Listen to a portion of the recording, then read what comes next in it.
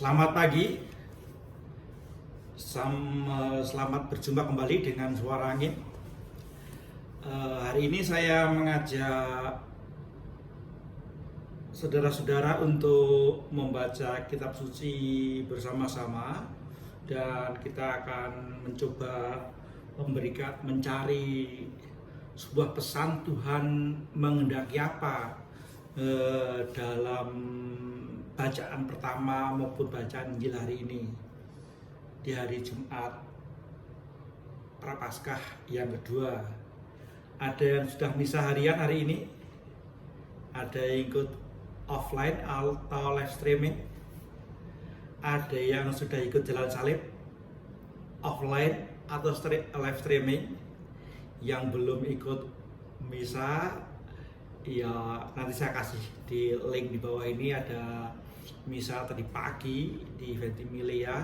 Saudara bisa ikut lagi buka di sana, dan di sana juga dilanjutkan dengan doa jalan salib.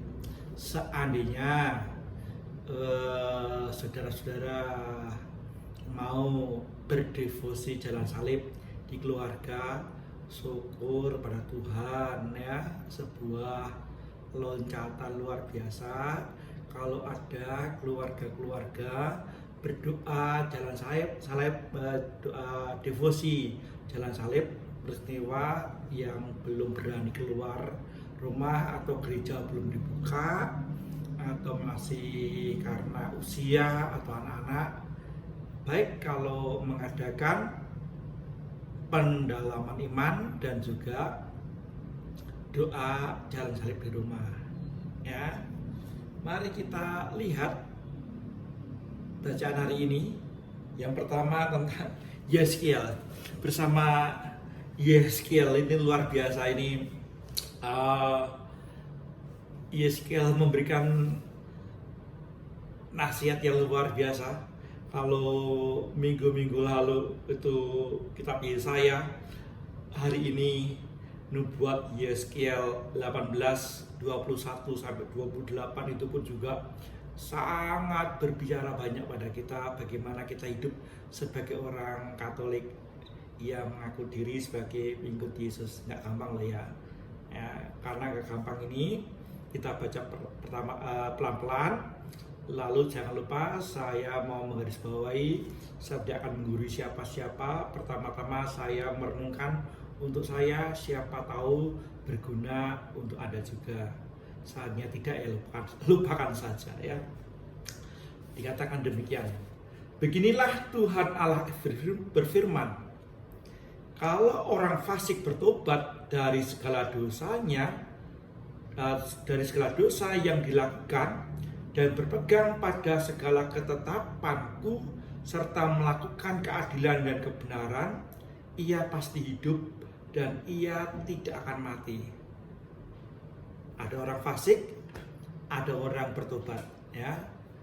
Apakah Yeskiel mengatakan jika ada orang fasik dan mengalami sebuah pertobatan, maka dia akan hidup? Mari kita lihat.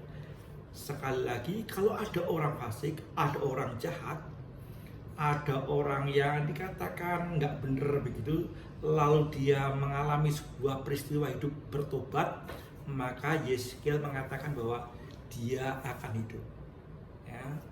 Sekali lagi kita baca pelan-pelan per kalimat dalam sebuah perikop hari ini ya.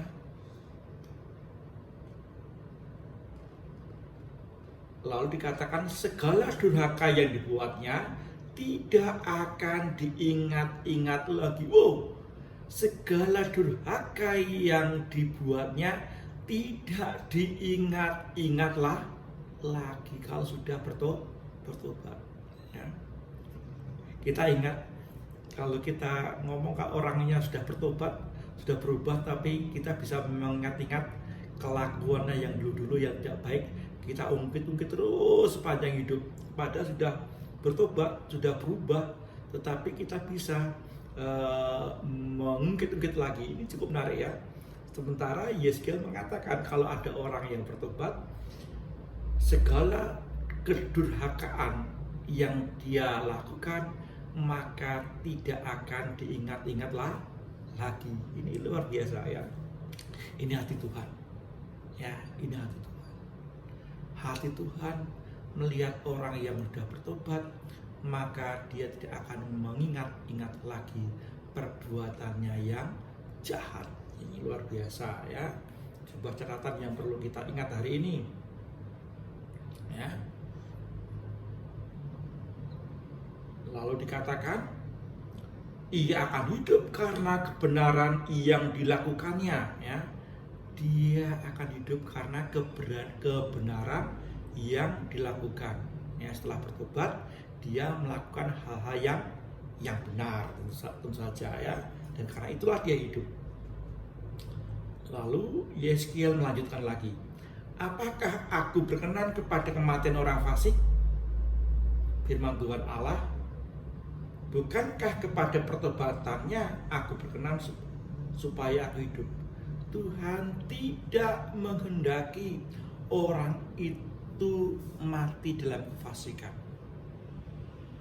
Ya, dari kalimat ini kita memahami ternyata Tuhan tidak menghendaki orang itu mati dalam kefasikan, tetapi Tuhan menghendaki sebuah pertobatan. Ini luar biasa. Sementara kalau kita jengkel marah begitu, kita akan mati kamu ya, masuk neraka jahanam ya, mati kamu, atau gue ya. Dalam bahasa Inggris mati kon ya, itu orang Malang ada. Saya sebagai orang Jawa Tengah kata kon gitu ya. Orang Surabaya di Malang pertama-tama apa itu mati kon. Jadi dia berharap bahwa kalau orang yang jahat mati itu ya, kemudian berharap dia masuk neraka gitu ya, dalam keadaan tidak berrahmat. Tetapi Tuhan menghendaki, Tuhan sebenarnya tidak menghendaki kematian orang fasik. Tuhan menghendaki pertobatan dari orang fasik. Ini sekali lagi ini nubuat Yeskiel yang hari ini boleh kita dengar ya. Lalu kita lanjutkan lagi coba. Jikalau orang benar berbalik dari kebenarannya dan melakukan kecurangan seperti segala kekejian yang dilakukan orang fasik, apakah ia akan hidup? Nah, bagaimana kalau ada orang baik tiba-tiba dia melakukan hal-hal yang tidak baik? Ya, sekali lagi ada orang fasik yang bertobat, maka kefasikannya tidak akan diingat Tuhan. Tapi apakah kalau ada orang baik lalu kemudian menjadi tidak baik? Apa yang dikatakan Tuhan dalam nubuat Yeskiel? Dikatakan, jikalau orang benar berbalik dari kebenarannya dan melakukan kecurangan seperti segala kekejian yang dilakukan orang fasik, apakah ia akan hidup? Segala kebenaran yang dilakukan tidak akan diingat-ingat lagi. Sama. Ternyata kebaikan yang sudah dilakukan ketika dia berubah menjadi orang fasik, maka kebaikannya tidak akan diingat-ingat lagi. Mungkin kita baru sadar ya dari kitab Yeskiel hari ini ya. Dikatakan ia harus mati karena ia berubah setia dan karena dosa yang dilakukannya. Ayo kita hening sejenak renungkan. Kalau ada orang berbuat jahat menjadi baik, kejahatannya tidak akan diingat-ingat lagi. Kalau ada orang baik kemudian dia berbuat jahat, kebaikannya tidak akan diingat-ingat lagi. Kemudian Yeskiel mengatakan demikian. Tetapi kamu berkata, tindakan Tuhan tidak tepat. Ya. Lalu kita protes, Tuhan gak tepat itu. Yang fasik jadi benar, kemudian yang fasikannya dilupakan. Ada orang benar tiba-tiba berbuat salah, kemudian yang baik dilupakan ya. Karena dikatakan Tuhan tidak tepat. Kita bisa mengatakan Tuhan tidak adil atau tidak tepat ya dalam nubuat Yeskiel ini ya. Lalu Yeskiel mengatakan, dengarlah dulu hai kaum Israel, apakah tindakanku yang tidak tepat atau tindakanmu yang tidak tepat? Tuhan kemudian bertanya pada orang Israel, ya, mana tindakan yang nggak tepat, tindakanku atau tindakanmu? Ya. Kalau orang benar berbalik dari kebenarannya dan melakukan kecurangan sehingga ia mati, ia harus mati karena kecurangannya, toh, ya, atas kecurangan yang dilakukan. Sebaliknya, kalau orang fasik bertobat dari kefasikannya yang dilakukan, ia melakukan keadilan dan kebenaran, ia akan menyelamatkan nyawanya. Ia insaf dan bertobat dari segala durhaka yang dibuatnya, maka ia pasti hidup, ia tidak akan mati. Sekali lagi, padahal kita itu berpikir bahwa nanti kalau mati begitu ditimbang baiknya seberapa, kejahatan seberapa, baik buruk kemudian ditimbang. Seperti kepercayaan saudara kita, kalau kita lihat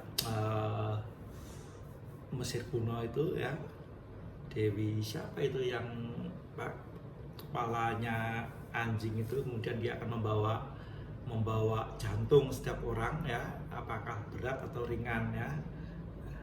Nah, kemudian situlah baik buruknya akan ditimbang, kemudian kalau berat yang baik maka dia masuk surga, yang beratnya yang buruk maka dia masuk neraka. Ternyata dalam kitab Yeskiel tidak begitu, ya.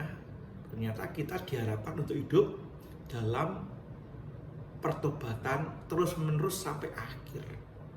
Yang baik tetap harus baik sampai akhir, yang fasik mengalami pertobatan dan hidup baik sampai akhir. Kalau kita membaca kitab Yeskiel hari ini, bacaan pertama, ya, itu bacaan pertama.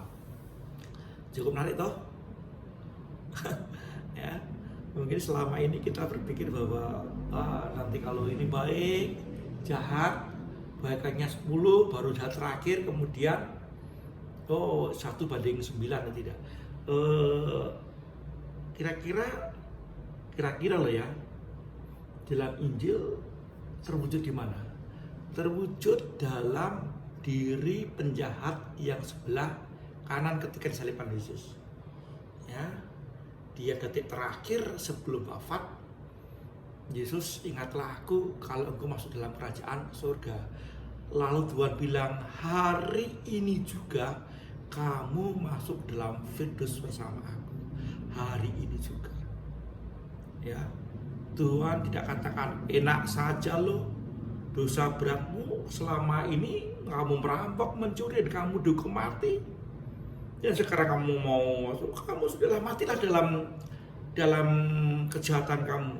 Tapi Tuhan ketika dia detik-detik terakhir itu, dia mengatakan, Tuhan ingatlah aku, ya. Ketika aku masuk dalam surga, Tuhan katakan hari ini juga kamu masuk Firdaus bersama aku. Ingat baik-baik, ya. Luar biasa toh. Nah, lalu Injil hari ini bicara soal, nah ini cukup menantang juga untuk direnungkan, ya, cukup menantang, ya, supaya kita pun juga, saya pun coba mencari tafsir yang apa yang bisa saya bawa dalam perenungan ini. Mari kita lihat Injil hari ini, ya. Mari kita lihat Injil hari ini. Dalam khotbah di bukit, berkatalah Yesus kepada murid-muridnya, ya. Matius 5 itu adalah Yesus peristiwa khotbah di bukit. Nah, ini bab 5 ayat 20 sampai 26, ya. Dalam khotbah di bukit, berkatalah Yesus kepada murid-muridnya, jika hidup keagamaanmu tidak lebih benar daripada hidup keagamaan ahli-ahli Taurat dan orang-orang Farisi, kalian tidak akan masuk ke dalam kerajaan surga.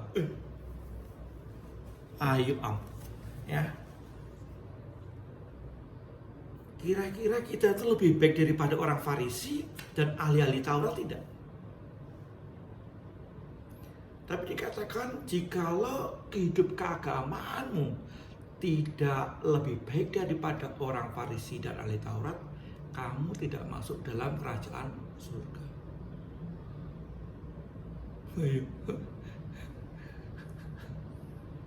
Mau bilang apa kita? Orang Farisi, ahli Taurat seperti apa sih? Nah, kemudian saya buka tafsir ya.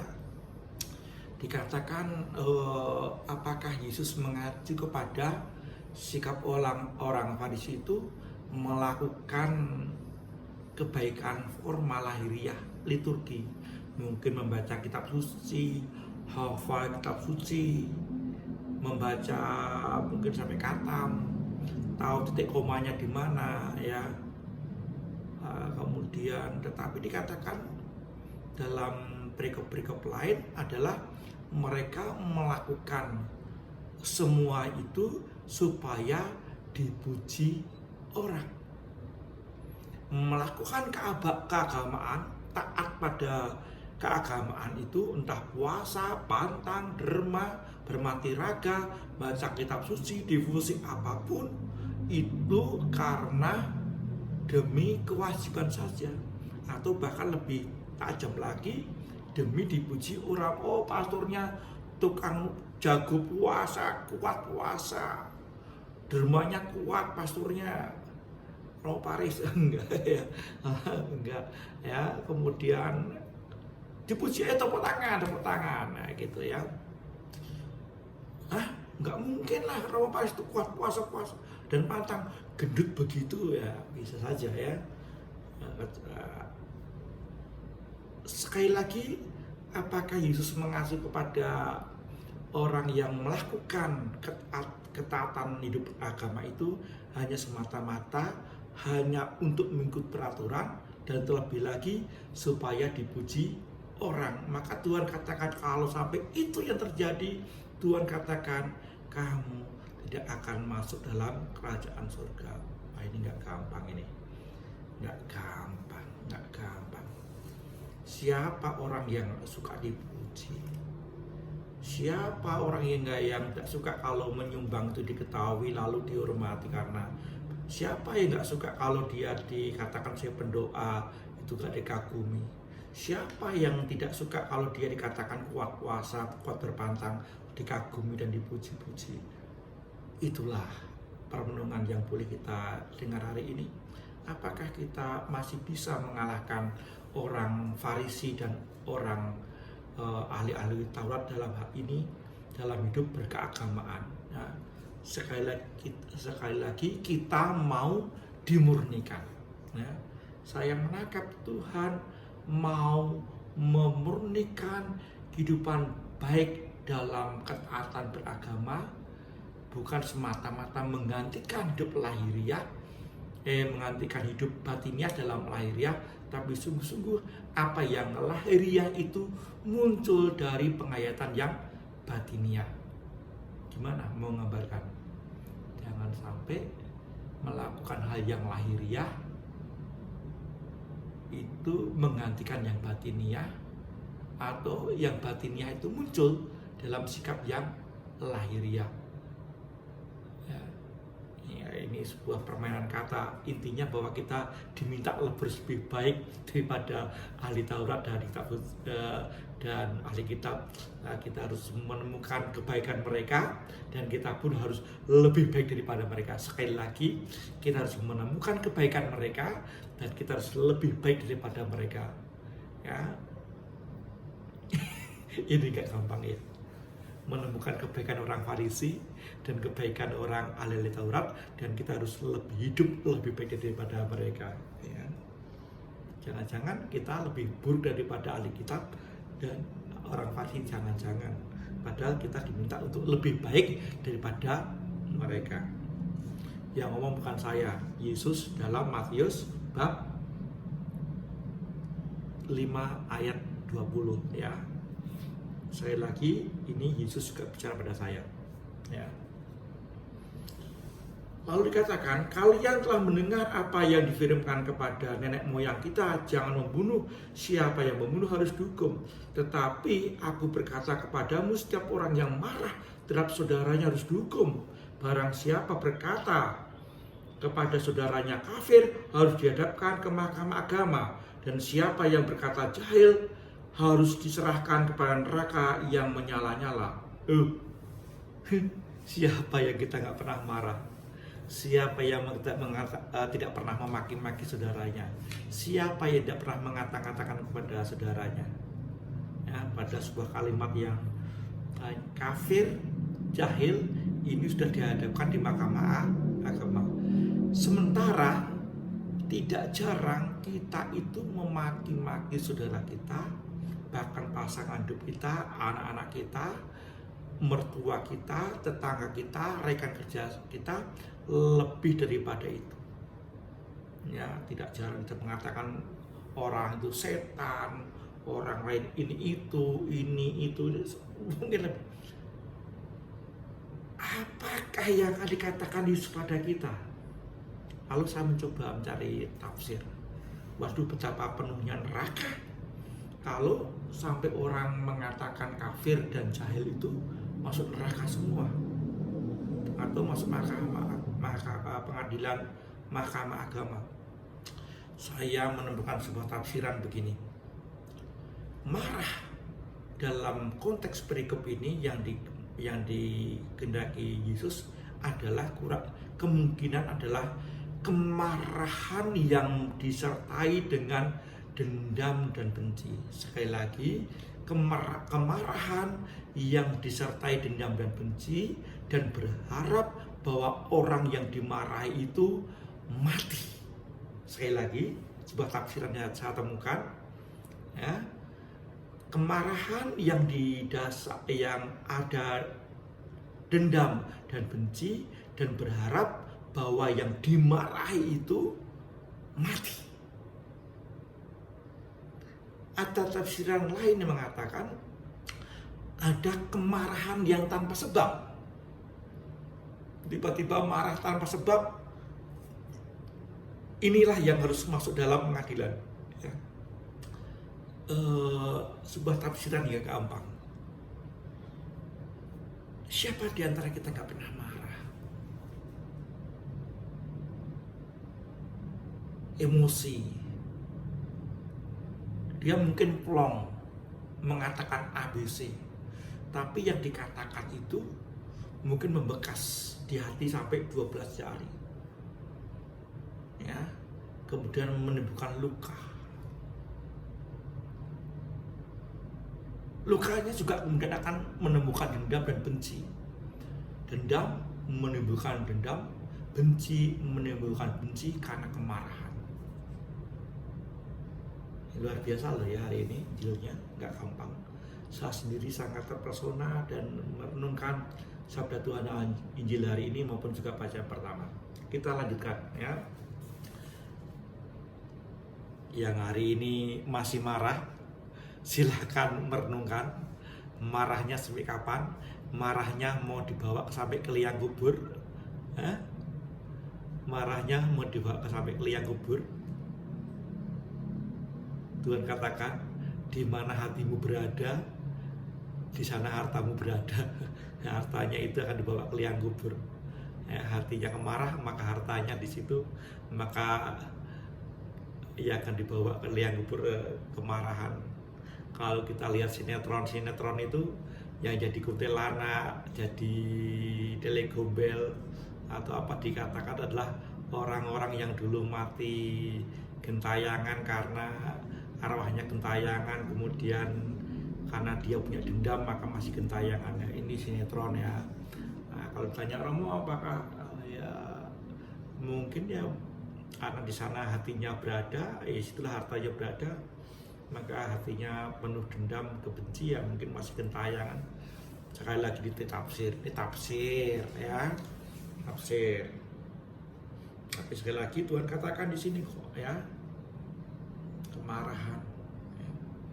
Lalu Tuhan di ayat 23, sebab itu jika engkau mempersembahkan persembahan di atas mezbah dan engkau teringat akan sesuatu yang ada dalam hati saudaramu terhadap engkau, tinggalkanlah persembahan itu di depan mezbah dan pergilah berdamai dahulu dengan saudaramu, lalu kembali untuk mempersembahkan persembahan itu.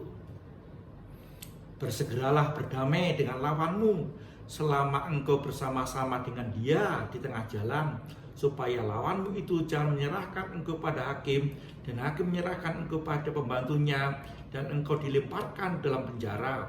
Aku berkata kepadamu, sesungguhnya engkau tidak akan keluar di sana sebelum engkau membayar hutangmu sampai lunas. Aduh, ini nggak gampang teman-teman, sudah terkasih umatku yang di Kota Baru. Teristimewa tentu saja saya memberikan renungan ini untuk di hari Prapaskah, di hari Jumat ini, renungan bersama-sama. Kalimat perikop terakhir, kita diminta untuk menjadi inisiator.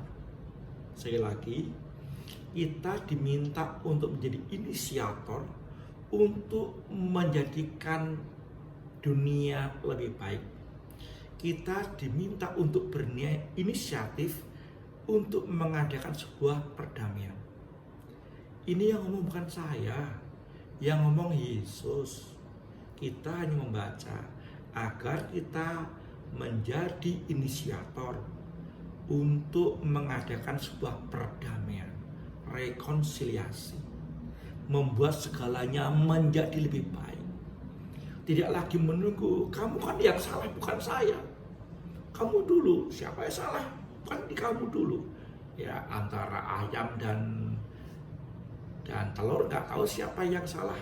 Tetapi Tuhan tidak mengatakan beberkanlah kesalahan kamu, saudaramu, ungkapkanlah kesalahan saudaramu dan kamu bisa membela. Tuhan tidak mengatakan itu.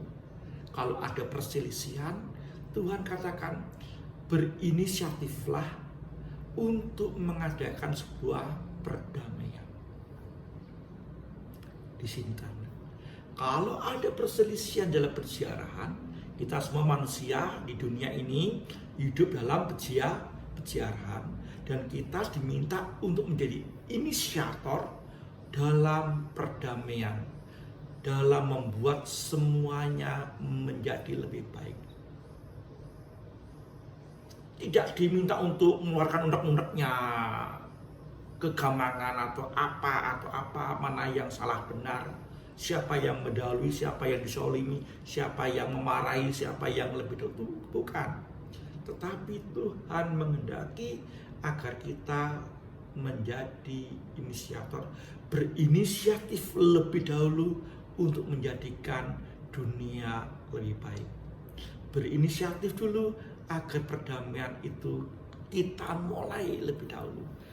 Sekali lagi umatku yang terkasih, seandainya ini terjadi, betapa hidup ini nyaman, hidup bersama, bertetangga gak mau menyapa karena mungkin kita melihat tetangga kita lah yang membuat persoalan. Dengan mertua gak mau menyapa, mungkin berpikir mertuanya. Dengan menantu tidak mau menyapa karena berpikir bahwa menantunya. Dengan pasangan itu demikian, tetangga sama, persahabatan kan sama, hampir nih dinamikanya sama. Tetapi sekali lagi, apakah kita hari ini, sebuah kalimat, apakah kita berani menjadi inisiator dalam hidup perdamaian bersama banyak orang, sehingga kita akan menjadi, kalau dalam nubuat Yeskiel tadi, menjadi orang baik dan akan bertahan menjadi orang baik sampai akhir. Sekali lagi ya, kita akan menjadi inisiator dalam dunia supaya menjadi baik, dalam perdamaian, supaya kita yang sudah baik, yang sudah hidup bertobat, kita hidup dalam pertobatan. Hidup dalam pertobatan salah satunya yang boleh kita pahami hari ini. Sekali lagi, hidup pertobatan yang kita ambil hari ini, salah satunya adalah kita berani menjadi inisiator dalam perdamaian. Kita ingat, apakah ada orang-orang yang melukai hati kita?